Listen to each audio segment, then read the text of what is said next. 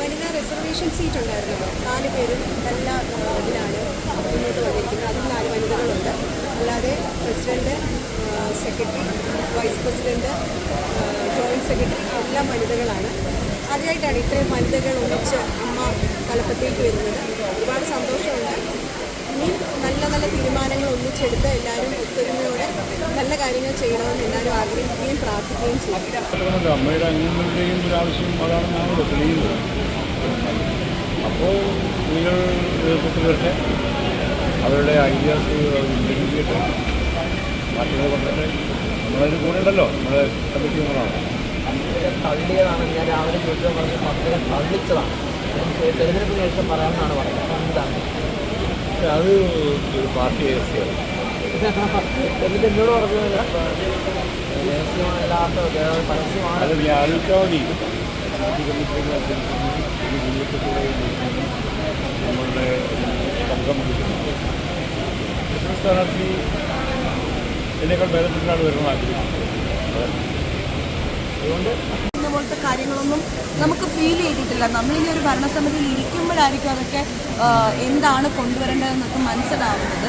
തീർച്ചയായിട്ടും തൊഴിൽ സുരക്ഷ ആർട്ടിസ്റ്റുകൾക്ക് ഉണ്ടാക്കുക, ആ തൊഴിലിടം എന്താ പറയുക, തൊഴിലെടുത്ത് പ്രശ്നങ്ങൾ ഉണ്ടാവാതിരിക്കുക എന്ന് പറയുന്ന കാര്യങ്ങളൊക്കെ എപ്പോഴും എല്ലാവരും ശ്രദ്ധിക്കുന്നത് തന്നെയാണ്. അതിലൊക്കെ കൂടുതലായിട്ട് എന്ത് ചെയ്യാൻ കഴിയുന്നതാണ്.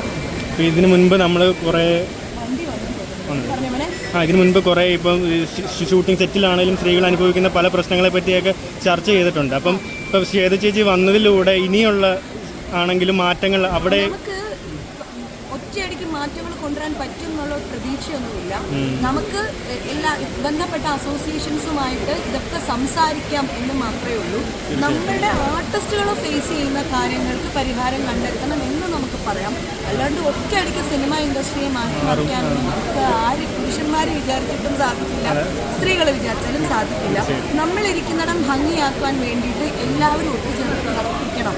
അത് നമ്മുടെ ലൈഫ് ബോയ്സ് തൊട്ടിട്ട് ഡയറക്ടർ വരെ, ആർട്ടിസ്റ്റ് മുതൽ മേക്കപ്പ് ആർട്ടിസ്റ്റുകൾ വരെയുള്ള അങ്ങനെ എല്ലാവരും ഒരുമിച്ച് ചേർന്ന് പ്രവർത്തിക്കണം. എന്നാൽ മാത്രമേ നമ്മൾ ചെയ്യുന്ന തൊഴിലിടം ഭംഗിയായിരിക്കുള്ളൂ. അതിന് എല്ലാവരുടെയും മനസ്സ് വേണം. തീർച്ചയായും പക്ഷെ കഴിഞ്ഞല്ലോ മാറ്റങ്ങളൊക്കെ ഇനി കാണാമെന്നാണ് മാറ്റങ്ങൾ നല്ല നല്ല മാറ്റങ്ങൾ. എന്താണ് ബിഗ് ബോസ് കണ്ടു തുടങ്ങിയ? ഇല്ല, ഞാൻ ബിഗ് ബോസ് കാണില്ല, തീരെ കാണാറില്ല. എനിക്ക് താല്പര്യമില്ല. എവിടെ പറയണത് കേട്ടിട്ടുണ്ടായിരുന്നു? എവിടെയും വരില്ല, എൻ്റെ യൂട്യൂബ് ചാനലിൽ. ബിഗ് ബോസ് കാണില്ല? ഇല്ല, കാണില്ല. കണ്ടിട്ട് വളരെ നല്ല പരിപാടി, നല്ലതായിരിക്കും. ഞാൻ പറഞ്ഞില്ലല്ലോ മോശമാണെന്ന്. പറഞ്ഞോ, മോശമാണെന്ന് ഒരിക്കലും പറഞ്ഞില്ല. എനിക്ക് കാണാൻ താല്പര്യമില്ല.